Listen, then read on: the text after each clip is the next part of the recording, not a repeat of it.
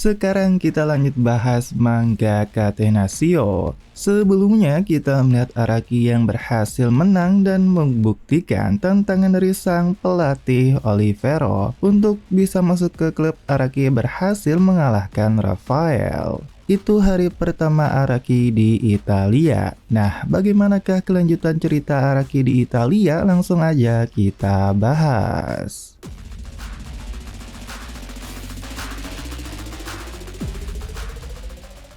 Di malam hari di dalam mobil, Araki bersama Gregorio yang mengantarkan Araki dari tempat lapangan latihan dan terlihat bersama Daria-chan juga. Kenapa hal ini bisa terjadi? Nah, beberapa menit yang lalu, setelah tantangan Araki berakhir, Gregorio tiba dan disambut oleh Silvio yang bertanya kenapa Gorio datang ke lapangan latihan. Silvio pun memperkenalkan dia ke Araki bahwa Gregorio adalah pelatih defense di divisi pengembangan. Saat saling berkenalan, Gorio berkata melihat permainan terakhir Araki dan itu pertahanan yang sangat bagus. Dan kayaknya sih si Araki juga agak kenal. Gregorio pun bertanya apa yang terjadi dan Silvio menjawab kami sedang mengadakan tes penerimaan Araki dan hasilnya baru saja keluar. Rafa yang kalah, dia memutuskan pergi dan berkata ke Araki, kenapa kau terlihat sombong? Aku kan menang 7-3 darimu. Jadi jangan terlalu bersemangat. Karena mereka datang satu mobil, Araki pun menyuruh Rafa buat menunggunya. Tapi Rafael menjawab tidak mau. Dia malah berkata merasa jijik dan tidak ingin berada di mobil yang sama dan malah ngajak Daria-chan. Sepertinya si Rafa ini emang lagi kesel, bahkan dia nggak mau dipanggil Rafa oleh Araki. Namun di sisi lain hal ini malah membuat Silvio malah senang.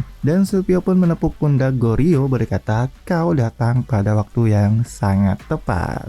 Nah, setelah kalah, pelatih Olivero merenung sendirian. Silvio pun menghampirinya dan bertanya apa yang kau lakukan, apa tidak akan pulang. Bahkan dia sampai melepaskan sepatu di cuaca sangat dingin ini. Dan ternyata itu adalah bentuk atas penyesalan pelatih dan juga untuk dirinya sendiri. Dia bilang tidak pernah membayangkan Araki bisa menang 3 kali dan perhitungannya salah besar. Aku bahkan tidak pernah membayangkan itu dan aku tidak pernah berpikir bahwa pemain seburuk dia akan bergabung. Rasanya membuatku marah. Tapi pelatih Gianparmo mau menerima kenyataannya karena penilaiannya salah, apalagi kan aku ingin tetap menjadi pelatih dan ini adalah hukuman bagiku. Dan Silvio pun berkata mau gimana lagi, tugasmu kan bukan dalam pertahanan.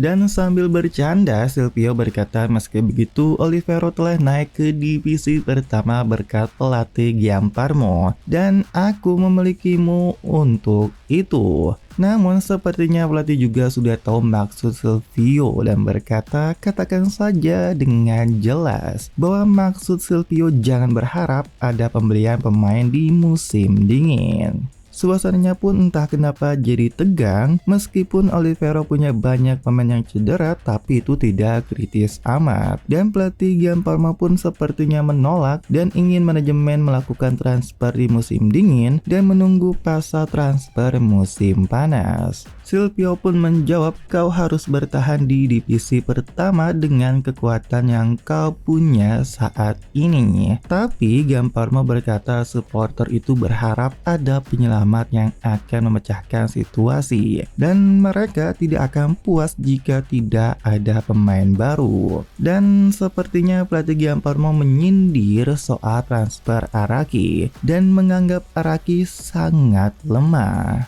Nah, kita kembali ke Araki yang menuju penginapan bersama Gregorio dan Daria-chan. Di keheningan mereka, perut Araki malah berbunyi karena lapar. Gorio berkata dia tahu Araki lapar namun dia ngelarang buat makan di dalam mobilnya yang harganya sekitar 30.000 euro. Daria-chan pun terkejut dan bertanya apa jadi pelatih bisa mendapatkan uang dengan mudah. Gorio tertawa menjawab tidak mungkin, tentu tidak semudah itu. Nah, Araki bertanya ke Daria-chan kenapa dia nggak bareng Rafael. Daryachan menjawab nggak mau menghabiskan waktu dengan pria pemmarah seperti dia. Dan Gregorio memberitahu ke Araki bahwa Araki belum bisa bergabung dengan tim utama dan akan bergabung di tim Under 19 terlebih dahulu. Araki pun kayaknya nggak tahu hal ini dan bertanya apa ini keputusan akhir. Gregorio menjawab, tentu saja aku memutuskan sebentar tadi karena kau belum siap untuk bergabung dengan tim utama. Araki pun hanya diam dan menatap Gregorio, membuat Gregorio terheran karena Araki tidak terkejut. Gregorio berpikir Araki orang yang sangat percaya diri karena datang ke Italia tanpa prestasi apapun. Dan ya, sekarang adalah waktunya menantang. Aku akan mengajarkan pertahanan dengan baik di tim Under 19. Daryachan yang mendengar hal ini pun bertanya apa Gregorio sudah mendapatkan izin dari Silvio tentang hal ini. Dia pun menjawab belum dan menyuruh Daryachan yang memberitahunya nanti. Hal ini membuat Daryachan agak kesel, berpikir ini orang kok sombong banget. Dan di sini ternyata Araki sepertinya tahu siapa Gregorio. Aku tahu dia pensiun tahun lalu, tapi kenapa pemain sekelas dia berada di klub kecil Italia seperti ini? Dan ternyata Gregorio adalah mantan pemain timnas Italia, center back kelas dunia Gregorio De Carato. Terpilih sebagai tim 10 terbaik Eropa 2 kali, juara Piala Dunia sekali, juara Liga Italia 6 kali, dan pemenang Piala Klub Eropa sekali, yang dimana puncak Eropa yang selalu Araki impikan. Dan kayaknya emang Araki sejak kecil sering nonton pertandingan timnas Italia. Kenapa itulah dia tahu siapa Gregorio. Meskipun saat itu timnas Italia kurang satu pemain karena kartu merah melawan Jerman, mereka bertahan dengan bagus dan benar-benar berjuang tidak memberikan peluang di daerah terakhir. Dan hal itu membuat Araki kecil terpukau. Nah, kita lanjut pembicaraan Araki dan Gregorio. Tiba-tiba Araki berkata catenaccio. Gorio pun terkejut karena anak Jepang tahu kata itu, karena Gregorio berkata di sepak bola modern itu hampir seperti bahasa mati atau ya mungkin ketinggalan zaman. Catenaccio secara harfiah berarti mengunci pintu. Kata ini merujuk pada pertahanan kokoh Italia seperti pintu yang terkunci, dengan filosofi pertahanan untuk mempertahankan keunggulan 1-0. Dan Gregorio berkata, aksi terakhir Araki melawan Rafael tadi benar-benar mencerminkan apa itu catenaccio. Araki pun cuma diam dan Gregorio bertanya, apa menurutmu arti sebenarnya dari catenaccio? Tapi Araki malah berkata nggak ngerti maksud pertanyaan Gorio. Gregorio lalu mengganti pertanyaan, kenapa menurutmu pertahanan Italia begitu kuat? Apa itu karena koneksi tim, taktik, kekuatan individu back, tinggi badan, kecepatan, atau mungkin keahlian teknis di kaki? Dan Araki menjawab semuanya. Sepak bola pada dasarnya permainan di mana pihak penyerang punya keuntungan. Pertahanan hanya berdasarkan tinggi badan akan kalah pada kecepatan. Dan pertahanan yang mengandalkan kecepatan akan kalah juga pada tinggi badan. Bahkan jika Anda punya tim yang bagus, Anda dapat kalah dalam permainan kekuatan murni. Pertahanan Italia menjadi catenaccio karena unggul di semua aspek, tingkatan terasa di dunia. Jawaban Araki pun membuat Gregorio berkata itu menarik, namun kesimpulan Araki sepenuhnya salah. Jawabannya adalah tidak ada satupun hal tersebut yang benar. Pikirkan dengan logika, apa kau percaya bek yang punya berbagai kemampuan akan bisa mengalahkan penyerang yang hanya memiliki satu senjata seperti kecepatan? Tim dengan pertahanan yang unggul dalam semua aspek dibandingkan serangan hanyalah sebuah ide, tidak lebih dari itu. Tentu saja Italia di masa lalu bukanlah tim yang secara aneh lebih unggul seperti itu, tapi hanya saja mereka memiliki kekuatan untuk mengalahkan lawan yang lebih baik dari mereka. Mereka berpegang teguh pada semangat dan tekad untuk menang, bahkan jika itu berlari melakukan pelanggaran. Semua orang dalam tim menolak kekalahan dengan segala cara, berbagi perasaan kuat bahwa mereka akan menang, tidak peduli apa yang harus mereka korbankan. Dan Gregorio berkata, itu persis sama seperti Araki yang berada di sini. Keyakinan tanpa keraguan menuju kemenangan, itulah semangat yang aku sebut Catenaccio. Nah, Araki pun akhirnya turun dan menuju penginapan bersama Daria-chan. Araki pun melihat-lihat sekitar dan berkata, ini sungguh hari yang panjang. Dia pun sampai di penginapan dan Daria-chan memberikan kunci ruangan dan menyuruh Araki untuk istirahat. Dan ternyata sebelum turun dari mobil, Gregorio berkata ke Araki, percayalah pada dirimu sendiri. Meski kau kalah 3-7 melawan Rafa, angka itu memang buruk, tapi kau berhasil masuk ke tim meskipun lawanmu lebih cepat dan lebih mahir darimu. Kecepatan dan keterampilan teknis bukanlah segalanya. Kau baru berusia 18 tahun, kau bisa mengembangkan keterampilan sedikit demi sedikit, dan kau punya senjata yang lebih besar dari itu. Tapi Araki malah tersenyum berkata, jangan khawatir soal itu. Aku memiliki keyakinan ini bukan hanya tentang Italia, aku pasti berdiri di puncak Eropa. Gregorio pun tersenyum dan berkata sepertinya dia emang mirip dengan Zellora. Gregorio bertanya ke Araki, kau tahu dia kan Alberto Zellora, dia adalah center back terbaik dunia. Araki menjawab tentu saja dan Gregorio bilang mungkin kau mirip dengannya dalam beberapa cara. Setelah sampai di kamarnya, Araki langsung membuka kopernya dan dia lupa bertanya soal makanan. Dan di saat itu juga dia merasa pusing dan kelelahan. Bahkan Araki pun langsung tertidur lelap setelah membuka kopernya dan bukan di atas tempat tidur. Pagi pun tiba, Araki terbangun dengan badan yang terasa seperti sakit. Dan dia bingung karena dia bangun dengan mengenakan selimut. Sontak dia pun terkejut karena melihat kopernya terbuka dan isinya sudah hilang semua. Dia pun mengira ada maling yang masuk, tetapi dia malah bingung karena semua pakaian di kopernya tersusun rapi di atas kasur. Dan di saat itu juga, dia mendengar siulan atau musik di sebuah ruangan. Dan ketika dia membuka pintu, ada seseorang kulit gelap yang sedang BAB.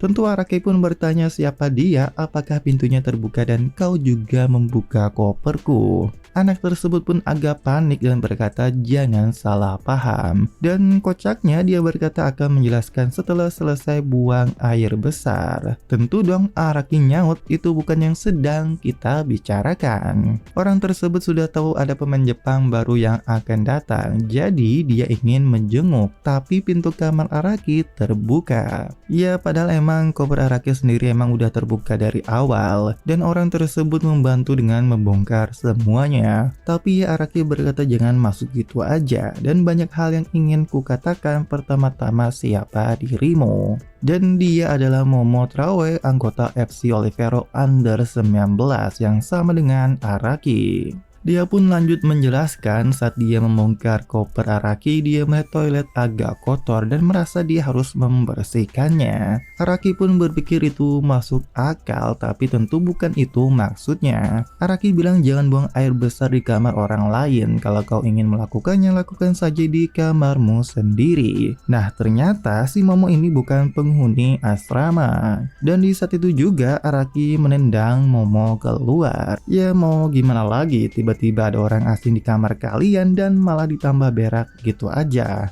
Araki sendiri pun yakin dan pernah melihat profil dari Momo Traore, bek kanan asal Guinea. Dan Araki bertanya-tanya kenapa Momo bisa tahu Araki akan bermain untuk Under 19. Itu kan baru diputusin semalam. Araki pun keluar dengan perutnya yang keroncongan. Momo pun mengajak Araki buat sarapan bersama karena Araki mungkin tidak tahu banyak hal sendirian. Meskipun disebut asrama, ternyata sebenarnya ini adalah sebuah hotel. Owner FC Olivero itu punya beberapa hotel dan salah satunya mereka gunakan sebagai asrama. Meskipun Momo bukan penghuni di asrama itu, dia selalu datang dan boleh makan minum, jadi nggak masalah. Araki pun bertanya di mana Momo tinggal apa bersama keluarga. Dan ternyata dia tinggal di asrama untuk pemain under 19.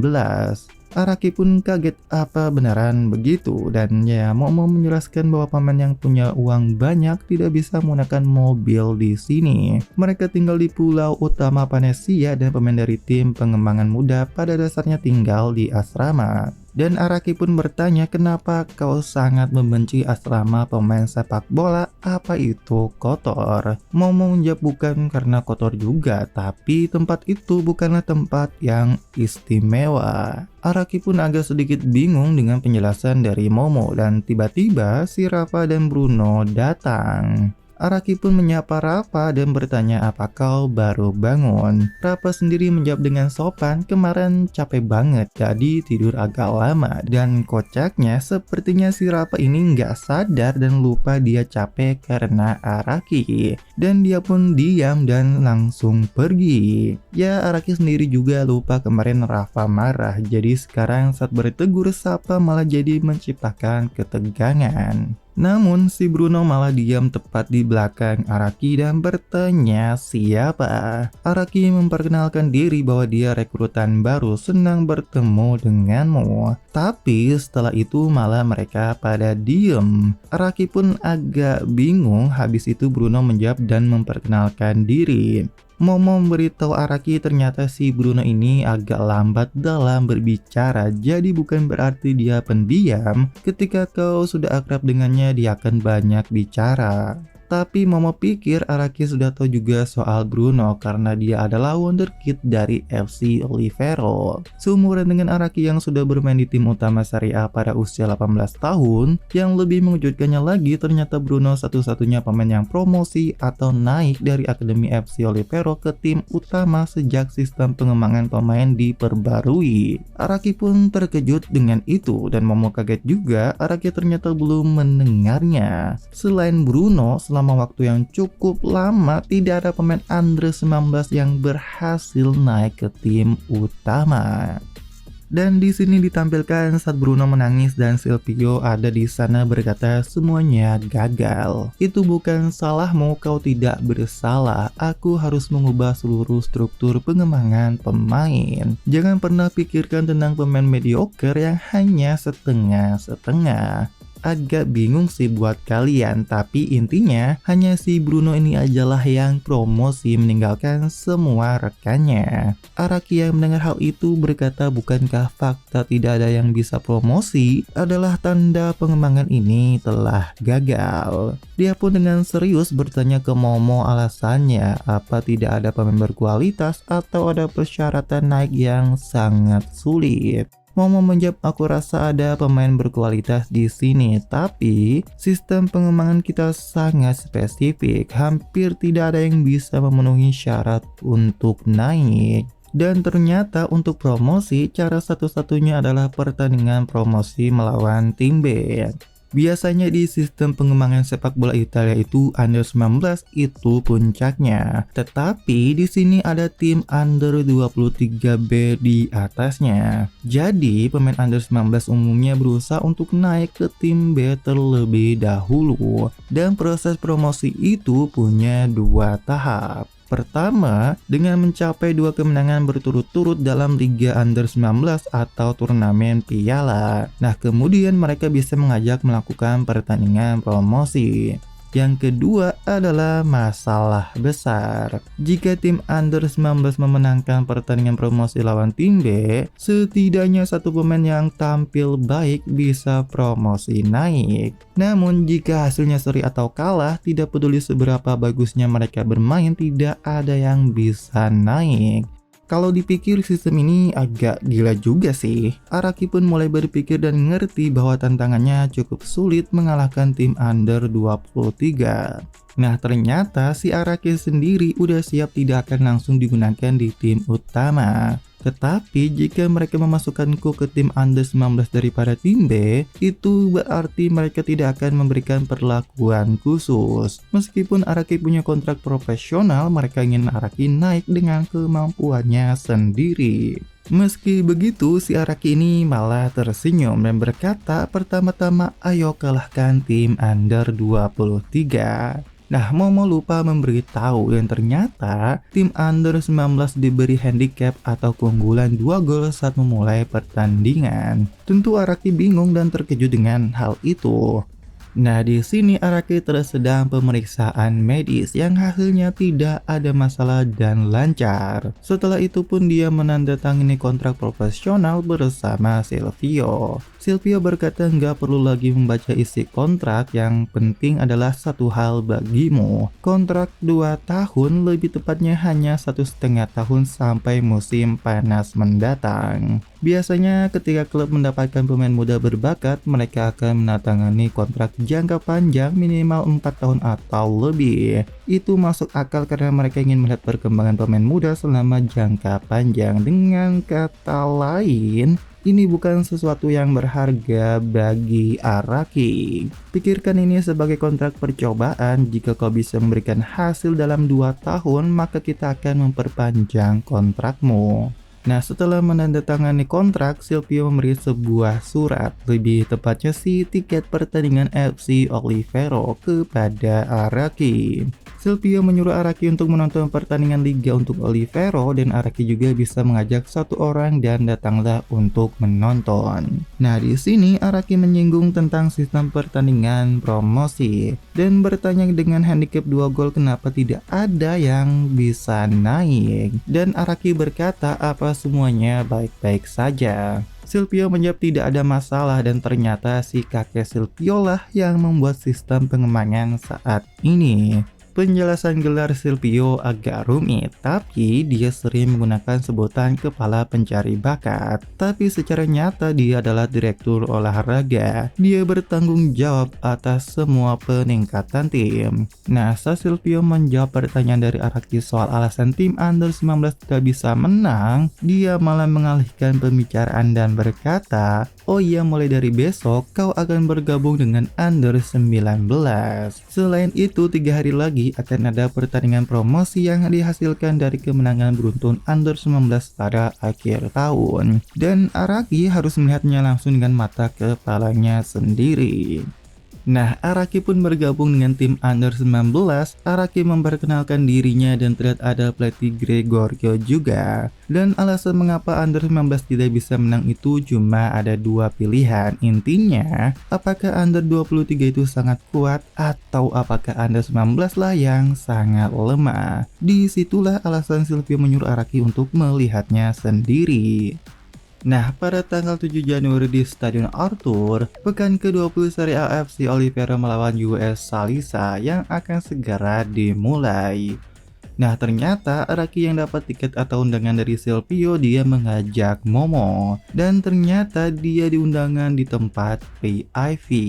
Hal itu membuat Momo gugup karena sudah seperti menjadi terkenal, tapi bagusnya mereka tepat waktu. Latihan hari ini luar biasa panjang dan Momo bertanya gimana perasaan Araki. Bukankah ini seperti tingkat sepak bola di Italia sangat tinggi? Nah, pertandingan Olivero melawan Salisa pun dimulai dan terlihat seperti biasa pelatih Gianparmo begitu berkarisma di pinggir lapangan. Mengenai pertanyaan Momo tadi, Araki berpikir sejujurnya tidak terlalu istimewa. Ya, mungkin mereka semua punya keterampilan dasar yang baik daripadaku, terutama dalam hal mengolah bola, tetapi tanpa keraguan mereka masih jauh dari sekelas akademi Saikai.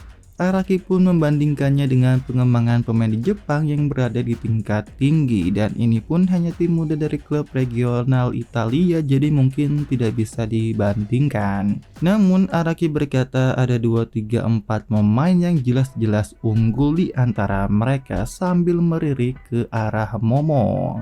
Nah, pertandingan pun masih 0-0 di menit 70 dan terlihat Bruno sedang bersiap-siap untuk masuk. Selain itu ada pemain center back dari tim B juga, dan Araki berkata jika dia bermain hari ini apa dia tidak akan bermain di pertandingan promosi besok. Ya, meskipun pertandingan yang sekarang tinggal 20 menit lagi. Araki bertanya ke Momo apa tim B ini cukup kuat. Meskipun level under 19 tidak tinggi, sulit dipahami kenapa mereka tetap nggak bisa menang meski diberi handicap 2 gol. Dan ternyata skor pertandingan sebelumnya adalah 2-4. Tim under 19 benar-benar kalah telak. Nah, kita pergi ke pertandingan karena tiba-tiba Olivero melakukan umpan terobosan dan nomor 9 berhasil menerimanya. Dan dengan itu dia pun mencetak gol 1-0 bagi FC Olivero. Semua pendukung pun pada teriak dengan gol tersebut dan membuat Araki berkata, apakah ini yang disebut sebagai 5 liga top Eropa? Dan yang anehnya si Momo malah nangis. Tentu Araki bertanya ada apa kepada Momo dan dia menjawab, pelatih Gianparmo seperti biasa memberikan kesempatan kepada pemain dari tim B. Banyak pemain tim B di bangku cadangan hari ini, jadi Momo berkata, jika kita menang dalam pertandingan promosi besok, mungkin kita bisa sampai ke sini. Setelah gol Olivero, Bruno masuk dalam pergantian pemain. Dan Momo pun berpikir setelah melihat Araki latihan hari ini, dia yakin Araki juga bisa tampil di pertandingan seperti ini. Yang dimana memang Araki terlihat bertahan dengan bagus, bahkan itu diucapkan oleh pelatih. Dan pelatih juga berkata mungkin Araki bakal masuk ke bangku cadangan besok meski baru bergabung dan baru tiba di Italia. Persiapkan dirimu sebaik mungkin jika kau punya kesempatan akan bermain nanti. Pertandingan Olivero pun berakhir dengan kemenangan 1-0 dan mereka berhasil meraih 3 poin berharga untuk bertahan di Liga. Nah, tanggal 9 Januari di tempat lapangan latihan FC Olivero, yang dimana sudah kick off pertandingan promosi antara tim under 19 melawan tim B under 23. Nah, kita pergi dulu ke kantor Silvio yang dimana dia bertanya kepada Daryachan, berkata sepak bola adalah olahraga yang cacat, tidakkah kau merasa begitu? Namun Daryachan enggan merespon dan menjawab kayak bercanda, kiper yang terus menggunakan tangan apa itu adalah cacat. Tapi Silvio berkata bukan itu. Lapangan berukuran 105 x 68 meter, durasi pertandingan 90 menit, hanya ada istirahat 45 menit di pertengahan. Terlalu lebar dan terlalu lama bagi orang untuk berlari dengan kecepatan penuh. Misalnya, bola basket punya lapangan hanya 1/16 dari ukuran lapangan sepak bola. Waktunya pun dibagi interval 10 menit dengan pergantian tanpa batas. Itu dirancang agar pemain bisa berlari secepat mungkin sepanjang waktu di lapangan. Kita mungkin telah terbiasa dengan itu dan tidak bertanya-tanya lagi. Tetapi, jika kita melihat dengan cermat, apa olahraga di mana pemain berjalan lambat di tengah permainan yang sedang berlangsung. Karena itulah kenapa, karena pemain tidak bisa bergerak dengan kecepatan penuh sepanjang waktu. Perilaku dan keputusan yang diambil selama waktu pertandingan menampilkan sifat dari manusia. Dan di saat melihat daftar pemain, Silvio berkata itulah sebabnya ketika aku merekrut pemain, aku melihat sifat manusianya. Namun kayaknya Daryachan udah kesel karena menyuruh Silvio untuk segera bersiap-siap. Dan di sini para pemain starting antara under 19 dan 23 ditampilkan. Pokoknya lengkap lah, dari penjaga gawang under 19 Derek Burke 19 tahun dari Amerika. Dari under 23 Nico Simons 23 tahun dari Belgia. Center back dari under 19 Peter Magritte 19 tahun Belgia. Barnaba Daddario 18 tahun Italia. Hakar Bon 19 tahun Amerika dan Momo Traore 17 tahun Guinea. Center back dari tim under 23 Kopas Panmuk 20 tahun Belanda, Emmanuel Abildgaard 20 tahun Denmark, Gerhard Haugen 21 Norwegia, dan Asdore Kauro 19 tahun Pantai Gading. Sekarang midfielder dari under 19 ada Rico Costa Curta 18 tahun Italia, Morten Olsen 18 tahun Denmark, dan Carmelo Loureiro 18 tahun Italia. Midfielder dari under 23 Oscar Gilotti 20 tahun Italia, Kecilo Pioni 20 tahun Italia, dan Paulo Duarte 20 tahun Argentina. Di posisi penyerang dari under 19 Donato Spartaco 19 tahun Italia, Tristan Socias 17 tahun Argentina, dan Noah De Quay 18 tahun Belanda. Dari under 23, Nel Falcao 19 tahun Brazil, Ramon Santana 21 Brazil, dan Marcos Rossi 22 tahun Italia. Dan di bangku cadangan under 19 terlihat ada Araki. Nah, balik ke Daria-chan yang bertanya pemain yang direkrut Silvio terkesan tidak ada tanda-tanda bisa naik dari under 19. Apa itu metode yang benar? Silvio pun menjawab, dengan bergabungnya Araki sekarang ada 3 pemain yang aku ajak bicara langsung di under 19. Dan sepertinya bukankah ada sesuatu yang bakal terjadi segera. Dan pertempuran untuk promosi sekarang akan dimulai. Pakai baju merah, rambutnya panjang,